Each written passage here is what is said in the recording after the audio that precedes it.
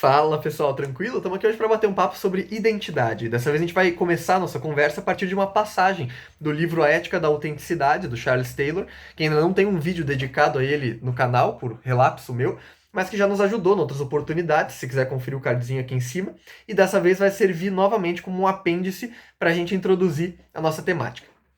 O autor vai dizer o seguinte: nas sociedades antigas, o que hoje chamaríamos de identidade de uma pessoa era estabelecida pela sua posição social. Ou seja, o pano de fundo que dava sentido ao que a pessoa reconhecia como importante era em grande parte determinado pelo seu lugar na sociedade e pelas atividades e papéis que ela desempenhava.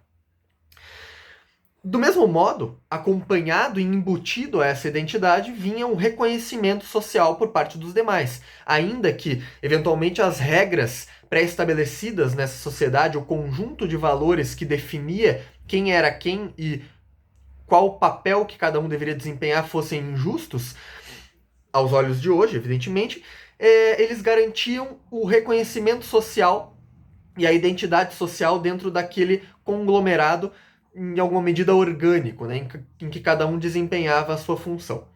A sociedade democrática moderna não põe fim a isso de maneira definitiva, porque as pessoas ainda podem se definir, por exemplo, em virtude do seu papel social, mas elas decisivamente minam a possibilidade de que a identidade e o reconhecimento derivem, sejam emprestados de um padrão social de valores previamente definido, de uma estrutura social sólida, previamente constituída. Elas exigem do indivíduo que ele autoafirme a sua identidade socialmente através da expressão da sua subjetividade, do seu eu autêntico.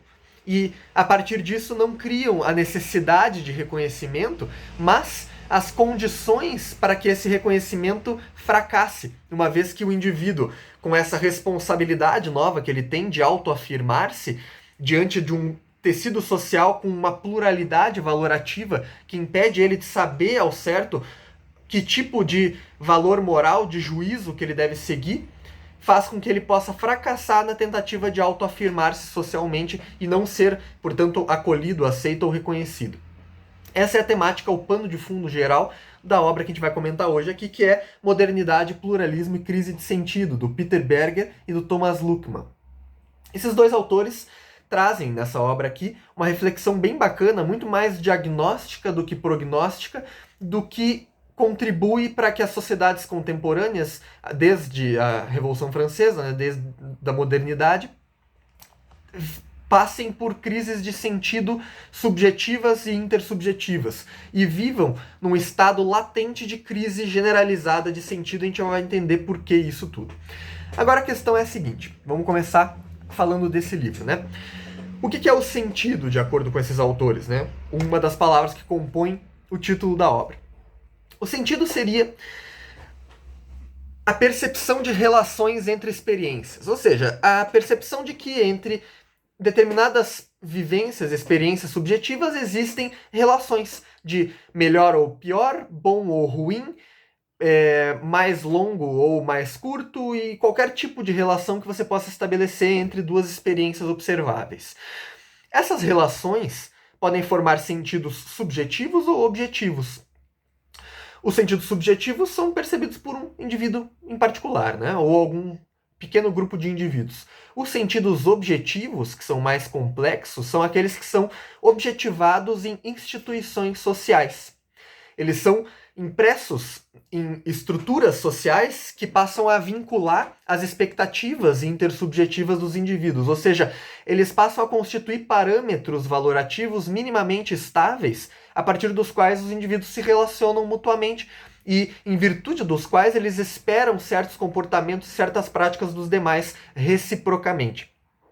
Essas instituições passam a fazer uma certa pressão sobre o comportamento do indivíduo para que ele se comporte da maneira adequada, segundo esses parâmetros de sentido e valoração estabelecidos, né, no tecido social. A partir dessa definição de sentido, e os autores trazem uma série de outros conceitos, né, um livro cheio de conceitos específicos, a leitura é um pouco truncada, não é tão simples, eles distinguem dois tipos de sociedades, as sociedades pré-modernas e as sociedades modernas. A característica principal das sociedades pré-modernas é de que elas teriam um único sistema de valores. E de que esses sistemas de valores, esse único sistema de valor, perdão, vincularia todo o âmbito da vida individual. Vincularia não só as relações públicas de trocas comerciais, por exemplo, ou de política, mas também as relações privadas. Ela englobaria num tecido valorativo muito bem consolidado, muito sólido, um conjunto de princípios que guiariam a prática e a vida do indivíduo numa segurança mínima que ele pudesse esperar para que ele não precisasse tomar as decisões por conta própria o tempo todo, né? Ele poderia se basear no que a sociedade espera dele de maneira um tanto quanto sólida, um tanto quanto confiável. A sociedade moderna rompe com isso. Ela faz com que os valores não estejam mais assegurados e não vinculem mais todos os âmbitos da vida, porque as práticas valorativas da vida privada, de como o indivíduo deve guiar a sua própria vida, são reservadas ao âmbito privado. E a vida pública passa a ser organizada e regulamentada por esquemas racionais finalistas de ação. Ou seja, por regras abstratas, leis, né? Poderíamos resumir dessa forma, gerais e abstratas, que regulam a relação intersubjetiva de modo a impedir que indivíduos extrapolem o âmbito de intimidade, de privacidade ali dos outros, os direitos dos outros, mas sem estabelecer como esses indivíduos devem guiar a própria vida. Elas dizem como essas pessoas devem se relacionar com os demais, mas não como devem se relacionar consigo mesmo, quais os fins que devem buscar para si, qual é a noção e a ideia de vida boa que ela deve buscar, que ela deve perseguir. E para além desses sistemas racionais finalistas, nós temos apenas códigos de ética circunscritos, limitados a certos âmbitos de ação. Código de ética médica, código de ética empresarial, código de ética dos advogados e coisas do gênero, que não abarcam a vida individual como um todo, né? A vida da pessoa como um todo. Nesse contexto, o que acontece é que o pluralismo e a tolerância, que servem muito bem para garantir uma convivência pacífica e adequada entre várias comunidades de sentido, entre várias visões de mundo distintas, também garantem as condições propícias a crises de sentido, porque os indivíduos não sabem mais o que esperar dos demais. Eles não sabem mais se aquilo que eles pensam, aquilo que eles falam e aquilo que eles fazem será bem recebido pelos demais e se eles serão reconhecidos na sua manifestação autêntica e subjetiva da sua identidade como alguém merecedor de respeito, merecedor de consideração dentro de certos grupos, de certos âmbitos.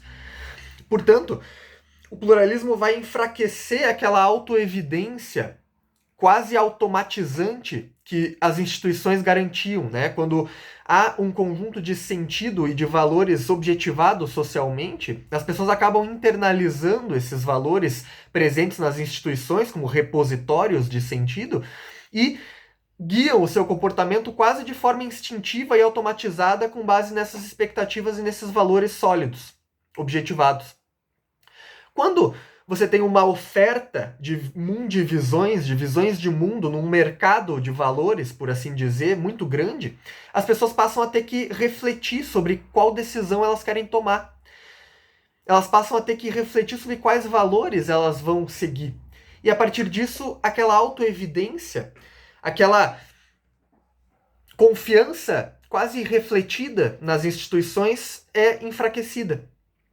Sendo essa confiança enfraquecida, o único responsável pela tomada de decisão passa a ser o indivíduo que é condenado a ser livre, né, nas palavras existencialistas do Sartre, e não apenas tem a opção de tomar a decisão, mas é obrigado a decidir o tempo todo e vive o tempo todo com essa angústia, com esse peso, com essa agonia de não saber qual é o parâmetro sólido, minimamente adequado para ele guiar suas próprias ações, mas ter que ponderar o tempo todo quais são os valores que ele deve seguir. Nesse ambiente em que tudo é oferecido num grande mercado de valores, né, os autores até fazem uma comparação curiosa entre o modo como as religiões são vistas, são verbalizadas nos Estados Unidos e na Europa. Então, enquanto nos Estados Unidos elas são vistas e expressadas como preferências religiosas, quase como se fosse uma preferência que a pessoa fosse no mercado e escolhesse entre a carne de porco e a carne de boi, ou entre a banana caturra e a banana prata. Na Europa elas são vistas como confissões religiosas, quase como algo que não é propriamente uma escolha de gosto, mas sim algo que te arrebata, né? Que você se confessa, que você expõe a si mesmo e vira quase que alguém vulnerável diante do seu credo, diante da sua fé. Essa diferença ela é muito marcante e ela expressa justamente o modo como os conjuntos de sentido que garantiriam um mínimo de segurança, de expectativas mútuas nas relações sociais, vão se esfacelando, enfraquecendo pelo pluralismo e pela convivência de várias mundivisões, né?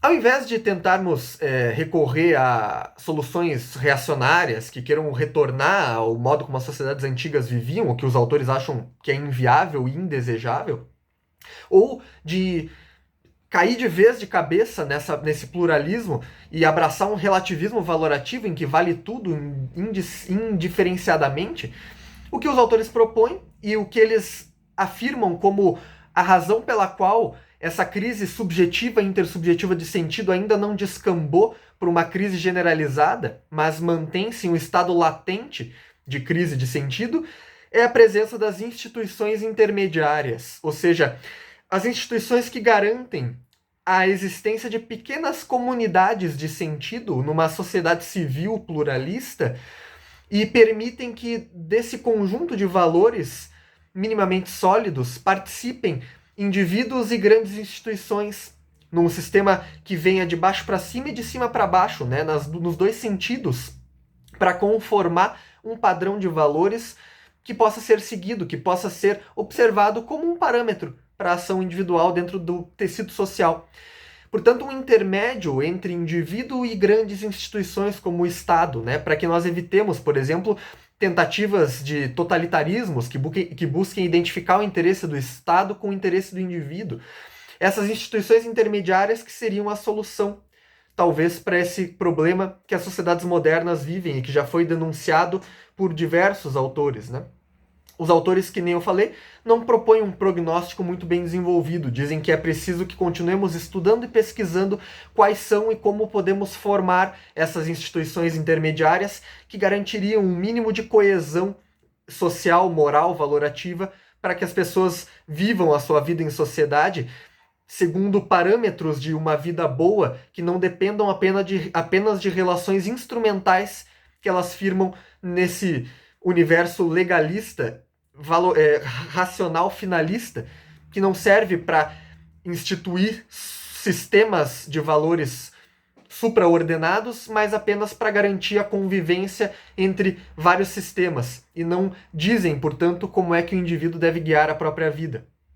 Se a solução não é as instituições de conhecimento, como o autor fala, ou uma cultura terapêutica, né, que é o título do livro do Frank Furedi, The Therapy Culture, se a solução não é isso, através de psicoterapias, coaches, cursos, autoajuda e etc., a solução pode ser buscada talvez nessas instituições intermediárias. Beleza? Se curtiu o vídeo, não se esquece de se inscrever no canal para não perder os próximos. Segue a gente no Instagram, que a gente sempre vai lembrar você dos próximos vídeos, no @canal Livros e Livres. E é isso aí, um abraço.